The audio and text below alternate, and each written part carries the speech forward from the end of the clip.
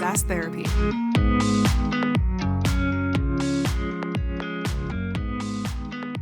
Hello, everyone.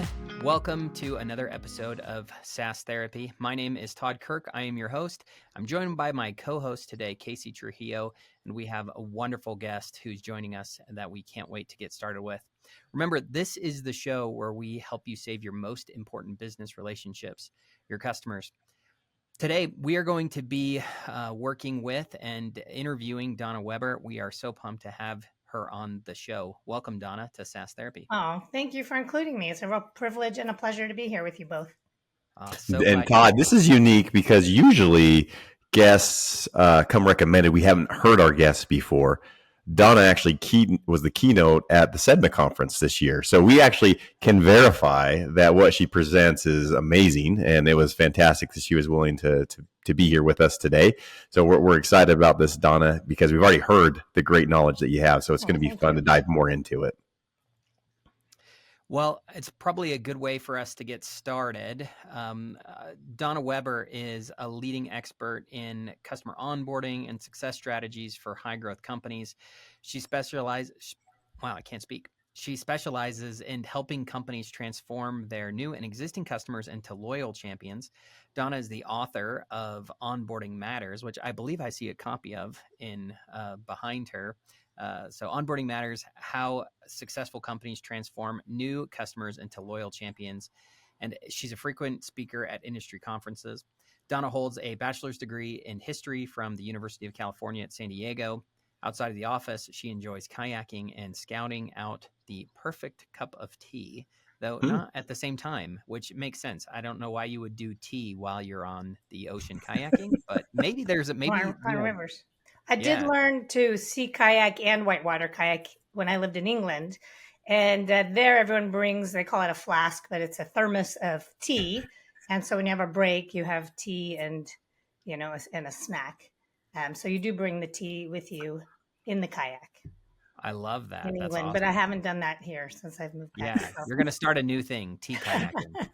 So it's also good to note that Donna is an award winner for Top 25 Customer Success Influencer, both in 2022 and 2023. She's a Top 50 Customer Success Influencer, Customer Success Strategist. She's a Big Book Award, Big Books Awards for Best New Nonfiction and Best Business Book in 2021. So check out her book if you haven't. But Donna, we're so pumped to dive in. And I believe we need to turn some time over to Casey because he has the real important questions to ask you before we really dive in. Well, Donna, we are always honored to have wonderful guests on our show. And I think every time after this, I leave thinking I need to do more with my life. That was a great bio and congratulations on all those accomplishments. But let's get into really knowing the real Donna. So Donna, would you rather have a personal maid or a personal chef? Well, I do enjoy cooking. It's a creative outlet for me. So a maid, more cleaner would be good. Yeah, I was just mopping the floors last night and thinking maybe I need to get somebody to do this. And if Todd and I were invited to your house, what would you cook us? What's some of your specialties? I generally, when people come over, I try new things. So I don't try, so it's more kind of what I've been thinking about or, I'm more like making soups and stews and, where you throw a bunch of things in and the flavors meld together. That's more my style of cooking. That's more your style. All right. I like that. I just had a salmon chowder I made for lunch. Oh, jeez. Okay. I can see why a maid would appeal then. All right. Would you rather do nothing but watch Hallmark Christmas movies or watch horror movies? Oh, God. I hate horror movies, but Hallmark Christmas sounds way too sappy. I'd go for the Hallmark because I don't like horror movies at all. All right. Yeah, I had a tough one on that. I was like, I don't know which one I would do because, both seem like a terrible idea. Would you rather have a pause or a rewind button in your life? Probably pause. Be nice to just pause and get a breath and kind of gather myself before things. Yeah, pause. Well, of course, you're a thinker. Of course, you'd want to pause. You'd want to bring it all in and then have some amazing thought or idea. So I'm excited about today, Donna, because I'm really excited to hear your thoughts about onboarding. I know that's what you're known for. I know that's what people ask you to speak about. And Todd and I, let's get started. Todd, you want to throw out the first question? Donna, it's really good to have you here. Onboarding is one of the most, obviously the most important things that you can do when you bring on a new customer. If you don't get them started right, it's oftentimes really hard to recover later in the relationship. And so from your perspective, what do you think is the most important thing for people to think about as they start trying to go down this journey of improving their onboarding experience with their customers? Well, so I mostly work with business to business SaaS companies or business to business technology. The technology can be quite complex and the implementations can take quite a long time. And what I see in the B2B tech space is everyone gets very focused on their product and they think that value is delivered when the product goes live and users can log in. Great, people can log in. Ta-da, everyone's happy. And that's not the case. Well, the thing we need to keep in mind is that we're still dealing with people and people, I don't know about you, but I want that pause button because my life is very full and busy. And just because I have a new tool doesn't mean I know how to use it or benefit from it or incorporate it into my life. So there's a lot more to consider. There's the company onboarding, which is often that implementation, but there needs to be user onboarding as well, because without adoption, you will not have a license to renew. And when we talk about the people, you might have several different kinds of personas. You might have the executives who need dashboards and reports so they can make data-driven insights.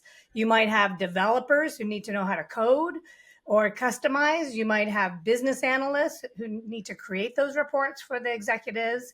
You might need to have business users who need to input data and make sure it's part of their workflows. So there's a lot of different things to consider, which are still huge gaps in the B2B space. There's huge opportunities. So Donna, makes sense. Understand it. When does the onboarding stop, and is there an exchange where it goes to the customer success team that then needs to take that? Because obviously I can't create a dashboard unless I have users using it. I can't have users using it unless the software is actually implemented and set up. But does that just lengthen out the onboarding time? Like, what would be some strategies if I had a software like that? What would be some strategies, some tips that you would give to where onboarding takes it to a certain point, and then do they hand that off to customer success, and then they're consistently going to those metrics and those goals? Or what would be some advice you'd have?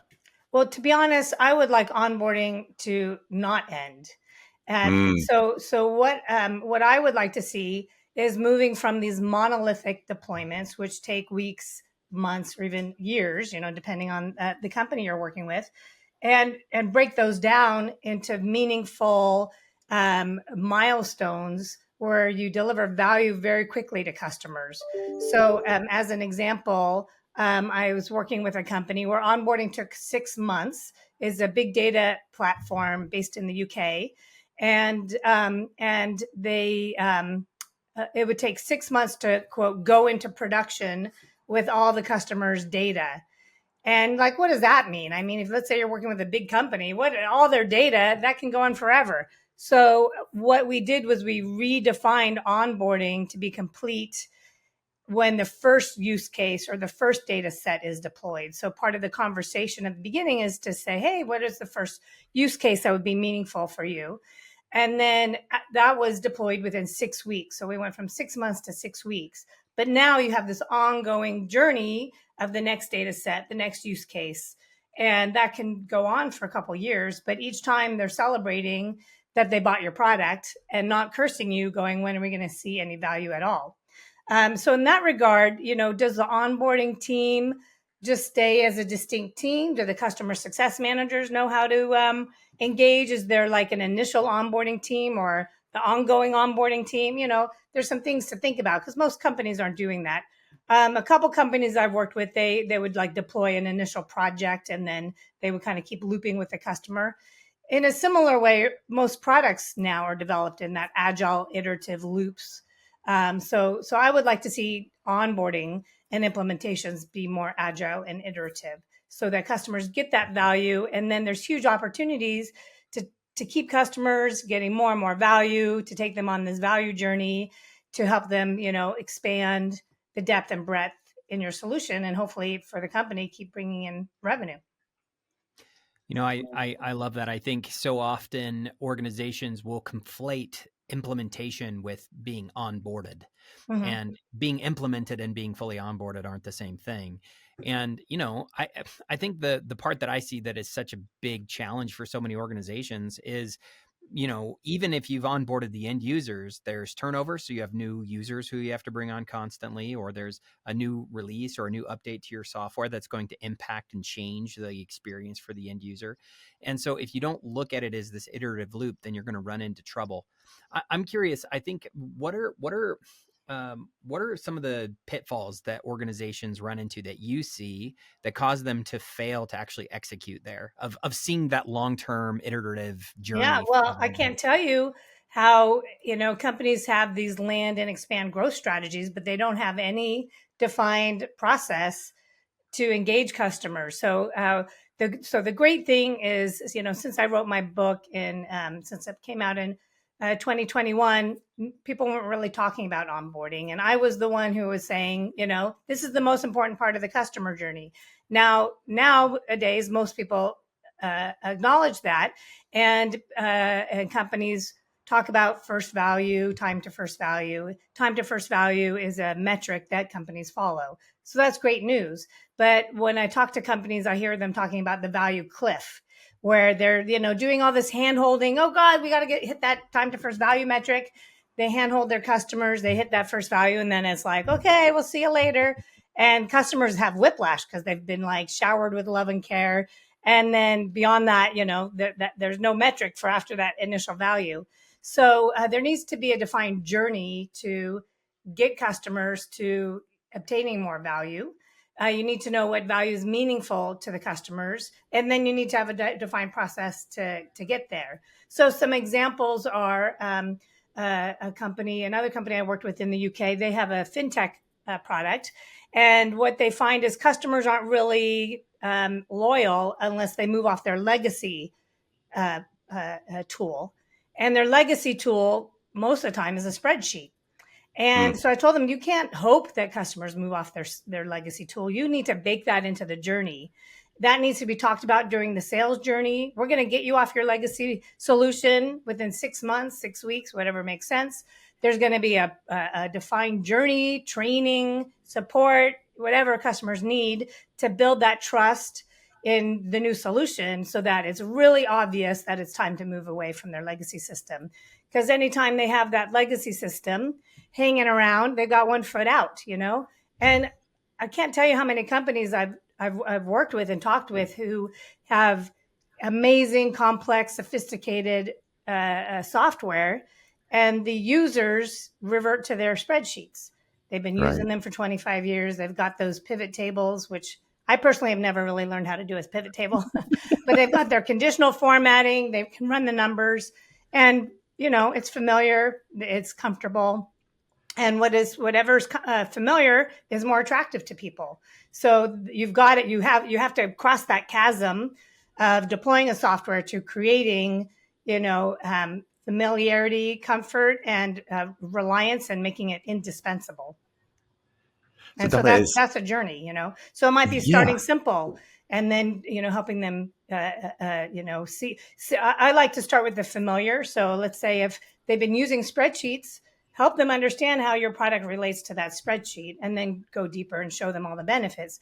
The thing, I was just on site with a company in Seattle last week, and they were all complaining they have a dashboard, but nobody can drill into it or do their own analysis. So everyone has their spreadsheets. But the minute I make a change, nobody else can see those changes. Everyone's busy massaging it their own ways. And now there's no source of truth. And then you've got to email it around or post it somewhere. Or and so you lose a lot. And also it's very time consuming. How much time, therefore money, are companies spending massaging these legacy tools that people are comfortable with, but it's actually decreasing value for the company. Donna, as Todd and I work with SaaS organizations, and we see exactly what you're seeing with people not understanding the impact that onboarding can have. We see almost like these silos. We see onboarding and implementation. They have the metric of time to value. They get that. Then it turns over to customer success. Customer success seems to have different metrics than maybe what the onboarding team has, right? And then there's this customer education team, and then they have goals and what they're trying to work on. And it doesn't seem like anybody's working together. When you're sitting down and consulting with an organization, who are you inviting into the meeting? So it's not just an onboarding journey. It's a complete customer life cycle where it just seems seamless as people are having these handoffs, and that everybody's customer education is creating content so the onboarding team can use it. And then the CS team saying, okay, I understand we're at this point now where we're going to take you in this journey is here. And this is where I take over. We're going to get off of these legacy spreadsheets in Excel. How do you get everyone to work together? What are some tips that you use as a consultant to get the key stakeholders to understand this so everybody is aligned and they're not just doing their own thing? Well, this company I'm working with where I was on site in Seattle, that's exactly what's happening. All the teams are being measured by their own different internal metrics. And we talked about this. So when I work with a company, I don't just work with an onboarding person or a CS person. I bring, my approach is called the orchestrated onboarding framework. And it's orchestrated because it means bringing in all the different players to create our harmonious experience for the customer. And so it's not about, let's say, if we use that orchestra analogy, it's not about, Casey's playing the violin and Todd's, what are those big, the timbo, what they call the big drums in the back? They come in at a Todd's more if he wants to play the electric guitar all by himself in a solo. That's more his spot. The kazoo, because that's the only thing. Well, if you're both playing different songs and measuring your metrics, that has nothing to do with the customer. So when I work with a company, we define a cross-functional core team, so we get those perspectives.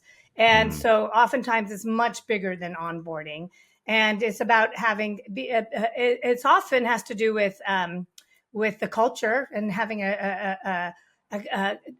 creating a customer-centric company, turning the lens on the customer rather than everyone having like their separate parts to play.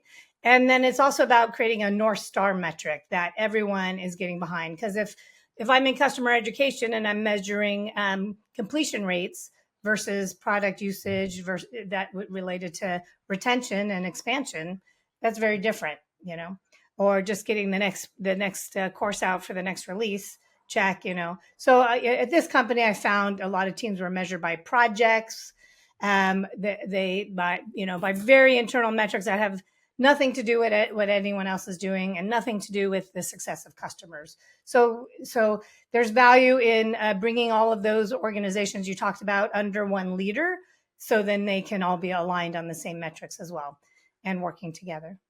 And I have to say, it's just, I record a weekly value driver video. And the one I recorded this week was because every time I go on site with a company and work with this cross-functional core team, I hear them say, oh, it's so great to hear what other teams are working on. Oh, I didn't know that was a priority. Or I didn't know about that challenge. It's amazing to have one plan together to move forward on. And so, it's amazing, even in startups, how siloed companies can be. And they don't even know what the other teams are working on and how they're probably overlapping and duplicating efforts, or how there are these huge gaps that customers are really struggling and costing the company a lot more because of that. I worked with a company where they had, I think, 4 different teams creating content. They had content on 10 different platforms, and they had 4 different getting started guides. And when I interviewed their customers, they told me, oh, I love the support team. I learned so much. They're where I learned how to use the product.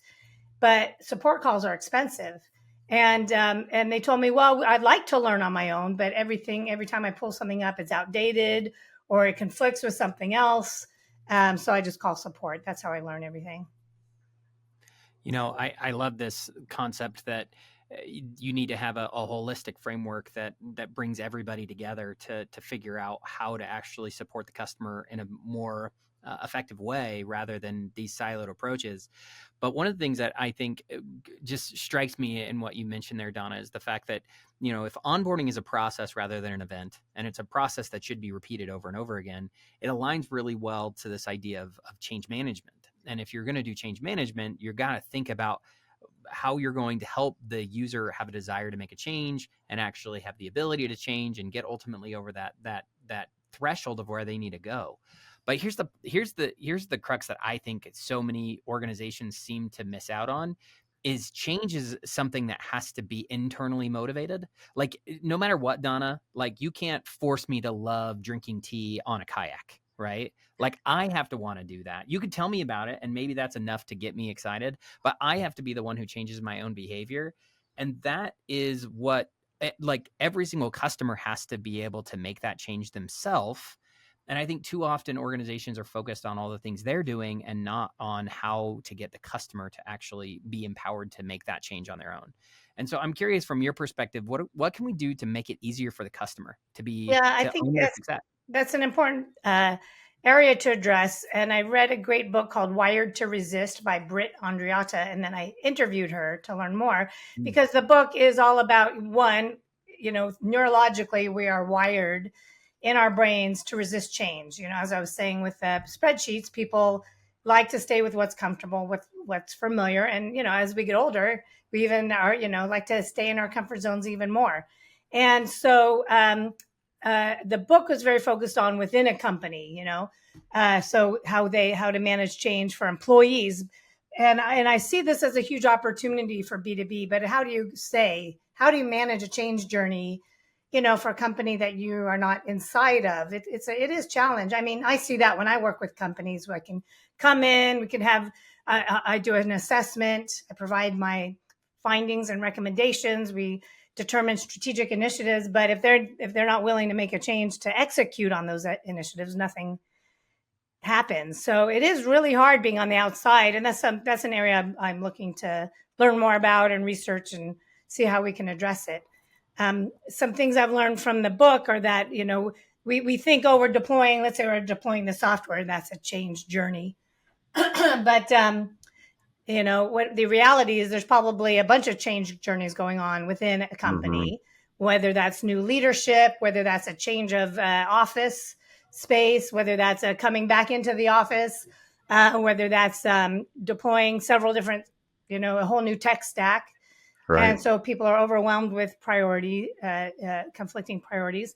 In addition, we all have our change journeys personally. So, and, it feels like, I don't know about you, but it feels like change is accelerating, right, every year. So on a personal level, maybe, you've just moved house, a parent is needing more care, you have a new child, your health changes, the kids are going to new school, you're an empty nester. We're all going through these change journeys, and some of them are short and steep, and some of them are long and shallow. But, so while a company is deploying software, you're actually, interacting with all these change journeys on a organization-wide and personal level that we have no idea, So as a result, what I like to do, I have I leverage success plans to really understand. Hey, it's not just the details of rolling out a product. It's talking about what are the risks, what are the concerns, and I air all that right away when I talk to a company, and I recommend that. So rather than avoiding and hoping there's nothing going to come up, we talk about that. And I've heard, so and so is going to be out for a month. Or, you know what, October is dedicated, all hands on deck for the next product release. And so we might have discussed a timeline or priorities or roles and responsibilities. And then as a group with a project team and the stakeholder, this is more for a high touch approach, but we address all that and we accommodate it so that we're not just kind of acting like, this is the only thing that matters. Yeah, that is so true. And it's hard sometimes when we set these metrics and these goals of what we want to have accomplished in the first 6 weeks or the first 3 weeks or the first week that we forget there's someone on the other end that they have lives also. Donna, I've heard a lot of debate out there amongst leaders like yourself with, should I charge for my onboarding services? Yes. Okay. The answer is yes. Is there data that proves that if you charge, you're going to get better results? Is it just to say, hey, we got to pay for the people that were there assisting that? Why do you say yes? Well, about 70% of companies, according to Rocket Lane, do not charge for onboarding. And this is what I see, is that when companies do charge for onboarding, the customers find urgency to move forward. They show up for meetings. They're more engaged. The customer reaches value more quickly. The customer facing onboarding and customer success teams can leverage tools like Brainstorm, like onboarding tools, to really provide a premium experience, especially for high touch. If onboarding is a 1 day, 2 day, 1 week, turning on a switch, you're not going to charge for that. But for high touch onboarding, where it's more complex and there's, requirements gathering and customizations and training, yes, you should pay because it needs to be valued. PricewaterhouseCooper did a study. It's a little bit dated, but it's human psyche is that we value things when we pay for them. And, I know if I get a free book or a free online course, I'll get around to it. And then guess what? I often don't. If I pay for it, guess what? I'm going to make sure I make the time to leverage it. So that's just human. If you look at any behavioral economics, that's the case. And people worry about charging. And it's not about the fee, it's about the value that you deliver. So, for example, I live in a small town of 7,500 people, more like a village.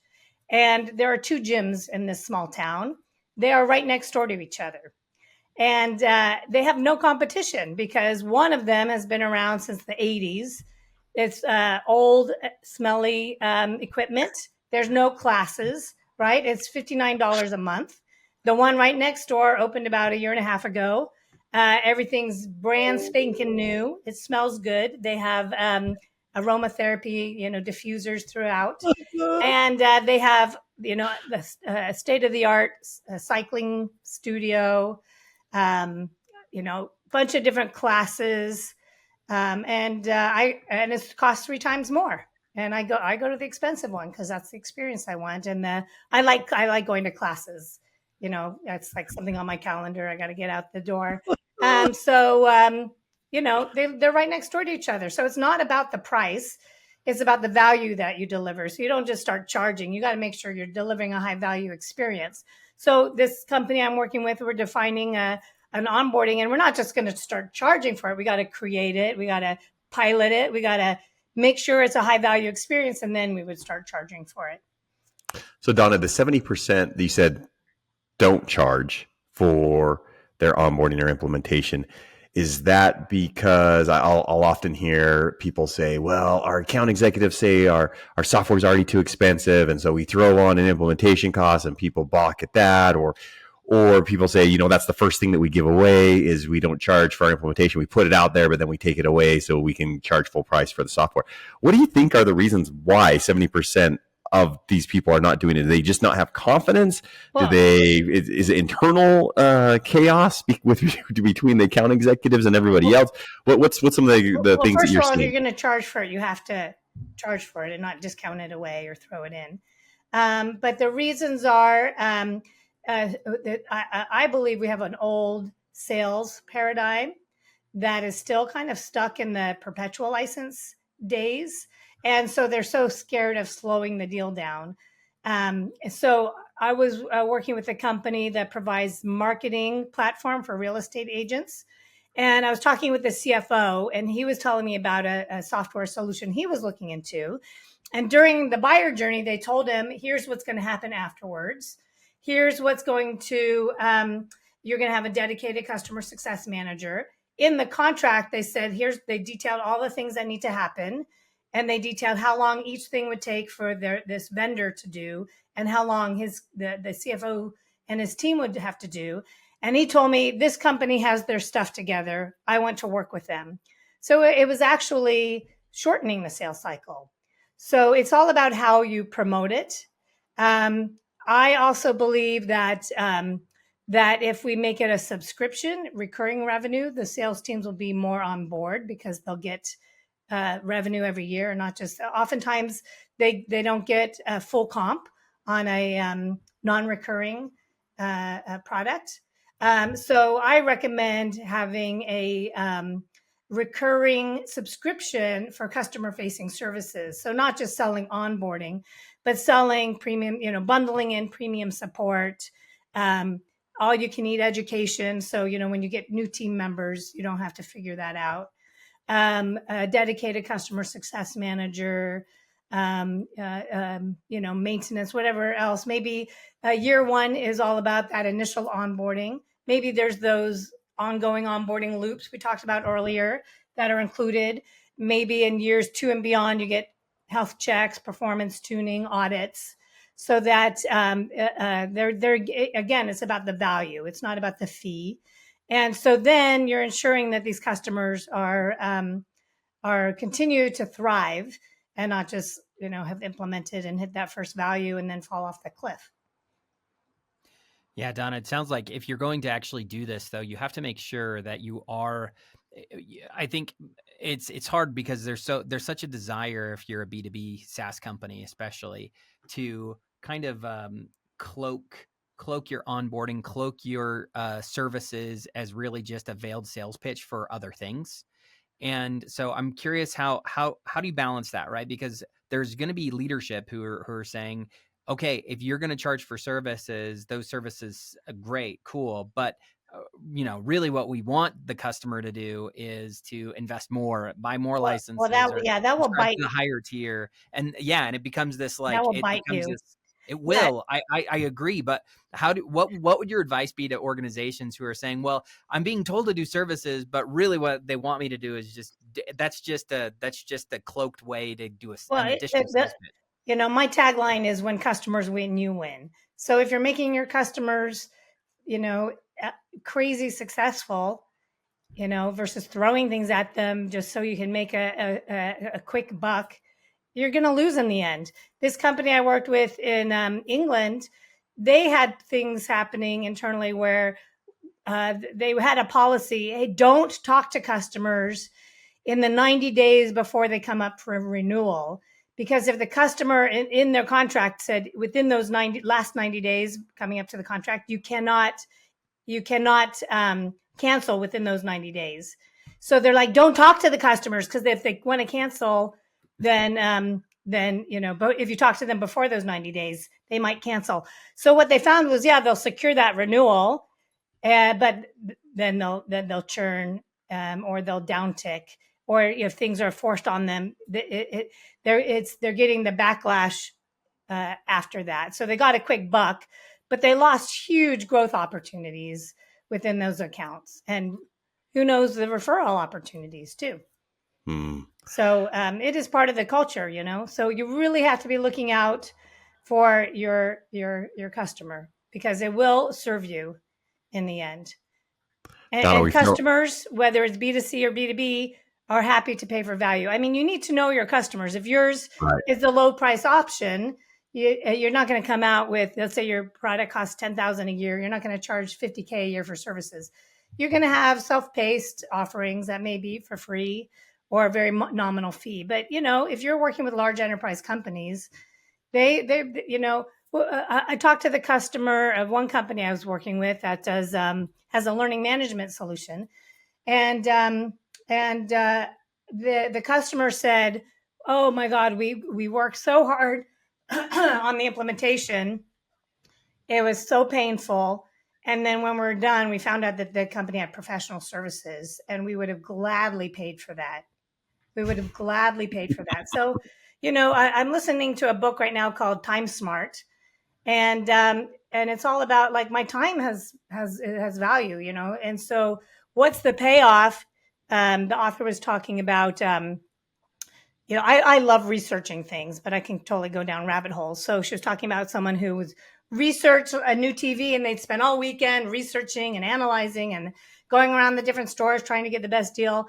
But like you've just lost, 15 hours and to save $100, so there's a point where you got to acknowledge like there's value in just paying a higher price because I get my weekend back.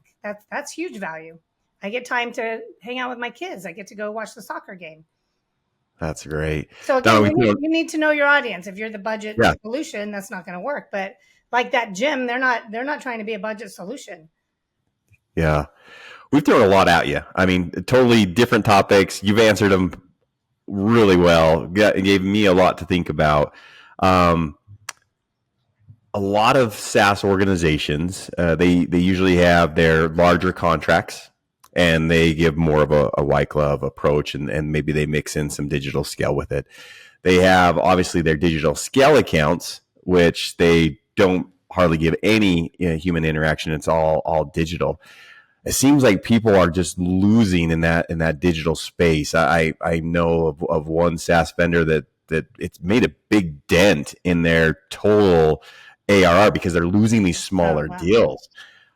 What advice? It just seems like it's so hard to try to solve for this when someone's buying something that's, they normally sell a $200,000 contract and now they're selling a $5,000 one. It's hard to give a lot of attention to that, but it adds up. So what would be some recommendations that you would have for people that are in that have a lot of customers in that digital lower contract value? How do you help them so that they stay with you or you get those upsells that you're hoping for? Well, any recommendations? Yeah. So a year ago, I went to Gainsight Pulse conference, and the topic was digital customer success. And it's not like digital customer success is something we do in a couple weeks or a couple months. I would postulate that a digital customer success journey would take about 18 months to do well, and probably hundreds of thousands of dollars to build the right tech stack. So, if all you're doing is throwing more emails or more information at people, then, guess what? They're going to learn to just switch you off. I heard about, AI can personalize things, but now I'm just hounded with personalized emails, so again, you need to know, well, what are these milestones of value that we know when people take this action, they are going to continue in the product. So you probably need to really analyze your product usage data and know what are the things that when people get to this, their engagement increases. Or when customers do these three things, they're more likely to retain. I can tell you that I'm working with 2 companies right now where they highly discounted their product, and all that did was buy them a lot of churn. And I take that phrase from your neighbor, Greg Danes, your friend and neighbor, and my friend, Greg Danes. You're just buying churn. This company I work with in Australia, they have an accounting platform, and they're doing $5 a month for 6 months. So all these people sign up because it's cheap, and then they haven't obtained any value, so then they churn. Now their churn numbers are off the roof. So you need to make sure that there's a journey, that customers aren't just logging in and going, now what, that they are obtaining value. And then you provide, once you know that, and again, we talked about each persona, you need to then deliver that digital content in a way that is meaningful and accessible. Just throwing more emails at people, doesn't really help these days. And so is that, in-app guidance, in-app chat? Is it in-app learning? But it needs to be, if it's just access to a big library of learning content, and then they spend 20 minutes trying to find the right course, that's not going to, you'll get a lot of drop off there. So it still needs to be meaningful to the user. And then also, I like to explore hybrid customer success. So maybe with that digital, you might have cohorts that get some live experiences. You might have office hours or workshops so that people can engage with maybe there's a huge opportunity in that digital space to have a community to help people learn together. So it's not like you just throw technology at them and then it's all, the value is delivered. Yeah, Donna, I think it's such a good point that I think we need to reevaluate our approach with the customer. If the goal is to make the customer win, help them get value, put them at the center, it can't just be let's just throw resources at them and hope something works. In fact, that's one of the things that I think is causing customers to feel so fatigued with their vendors is because even if you just look at a client success manager, they're going to hold regular meetings with me all the time. I may not be getting anything out of those meetings constantly. I have multiple CSMs all biting for my time to talk to me because they want to convince me that I'm the greatest, that, it's the greatest thing I've ever purchased and they have to keep me, or I have to keep it forever. So that relationship with the CSM even can be really strained because the customer is resistant to the resources that are being delivered to them. So that idea of getting them exactly what they need in the time that they need it and really being smart about that delivery is really important to consider. So using like the gym analogy, we've been talking about gyms. If they just show me like, take every class and use every piece of equipment, that's just going to overwhelm me. So it's about, well, what's your health journey that you're on? What are your goals? Is it to run a marathon? Is it to be able to lift your children without hurting your back? Those are very different goals and going to be very different approaches to what I need to learn and do at the gym. So I like to say transformation, not information. Mm-hmm. Yep. Wise words. Wise words. Donna, one of the things that we always try to do when we have a chance to meet with someone, I love it. Invariably, it turns this way every single time. It kind of turns into a therapy session where we start to realize all of the pain points and the challenges that we face. What are some of the things that you see that you're optimistic about? As in, are people starting to wake up to this point and are starting to change? What are some of the things that you see positive in the industry today? Well, last year, 2023 was a rough year. I heard somebody call it the Great Pause. I heard it being called the customer success was decimated because I was concerned for some time to see that customer success and onboarding teams were engaging customers without regard to costs, without regard to impact. They were keeping very busy, but not showing the impact for the customer or their company. And so there was a huge reckoning in 2023, but that means it's helped people to kind of realize what we really need to prioritize and focus on. So I'm hearing a lot more focus about demonstrating impact, about focus on the numbers like net revenue retention. I'm hearing a lot more about scaling. I see a lot of teams engaging customers without regard to costs, and then they become these huge cost centers for the company. And the CFO is, when it's time to look at the budget, they say, "What's this team doing?" We have no idea how they're benefiting. I talked with one company where they told me that their customers love their product. They said, "Hey, you're saving us a bunch of time and money, but all we're doing is spending that time with your team who wants to have all these meetings with us." So, yeah, I am excited. I think overall customer success is starting to see we can't just keep throwing bodies at customers. We have to really be doing something that's meaningful and deliver results. I love that. Well, Donna, since to stick with that therapy theme, the last question we always like to ask people is, if you were a therapist and you were going to give our audience a piece of homework that they can take back into their lives, what would that be? What would you ask our audience to do as a homework assignment? Well, as a therapist, a really important skill is to listen. And so the challenge is to listen to your customers. And that doesn't mean another Net Promoter Score survey or another survey. It's about, talking with them. Pick up the phone and find out what's working and what's not working, and then make some changes. Imagine if you talk to one customer a week and just started listening. That's really key. So the most important thing is to listen and find out what your customers want and need. Love it. Yeah. Put your customer at the center, listen to them. And basically my takeaway of your comment when you get excited about the future, we've been through, many organizations been through, especially SaaS companies have been through a hard time in the last year and a half. And sometimes that gives you a chance to look in the mirror and get excited to make some changes to do things better. So exactly. Donna, thank you so much for joining us today. You've been a wonderful guest, and thanks you. everybody for coming today. Thank you, Donna. SaaS Therapy is brought to you by Brainstorm, the SaaS platform for SaaS adoption. Learn more at brainstorminc.com.